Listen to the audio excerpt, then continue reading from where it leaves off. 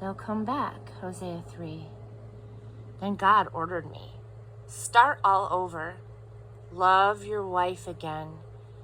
Your wife who's in bed with her latest boyfriend. Your cheating wife.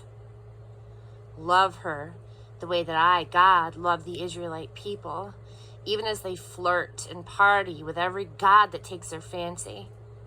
I did it. I paid good money to get her back. It cost me the price of a slave, and then I told her, from now on, you're living with me. No more whoring, no more sleeping around. You're living with me, and I'm living with you. The people of Israel are going to live a long time, stripped of security and protection, without religion and comfort, godless and prayerless. But in time, they will come back, these Israelites, come back, looking for their God and their David King. They'll come back, chastened to reverence before God and his good gifts, ready for the end of the story of his love. Hosea 4, no one is faithful. Attention, all Israelites, this is God's message. God indicts the whole population. No one is faithful. No one loves. No one knows the first thing about God. All this cussing and lying and killing, theft and loose sex. Sheer anarchy, one murder after another.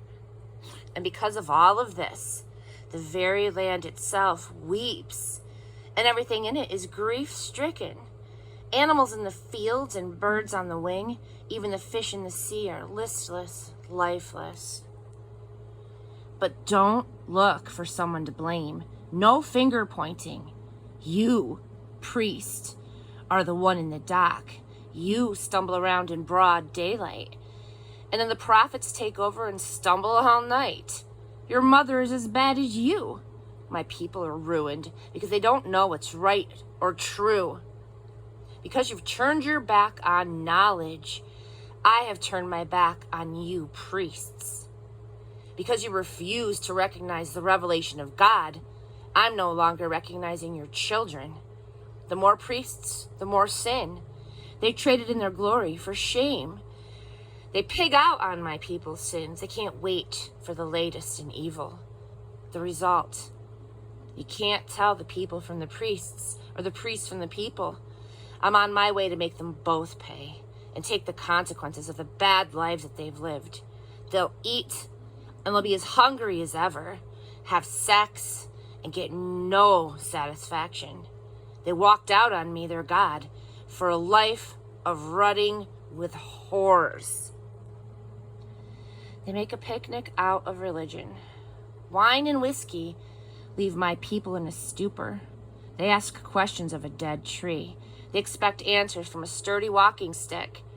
Drunk on sex, they can't find their way home. They have replaced their God with their genitals.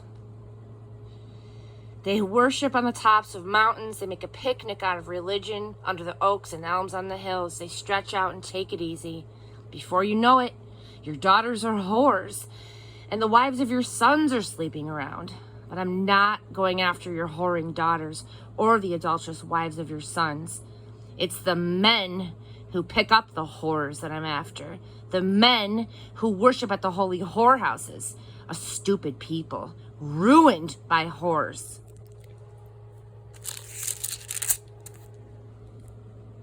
You've ruined your own life, Israel. But don't drag Judah down with you. Don't go to the sex shrine at Gilgal. Don't go to that sin city Bethel. Don't go around saying, God bless you, and not mean it, taking God's name in vain. Israel is as stubborn as a mule. How can God lead him like a lamb to open pasture? Ephraim is addicted to idols. Let him go. When the beer runs out, it's sex, sex, and more sex. Bold and sordid debauchery. How they love it. The whirlwind has them in its clutches. Their sex worship leaves them finally impotent.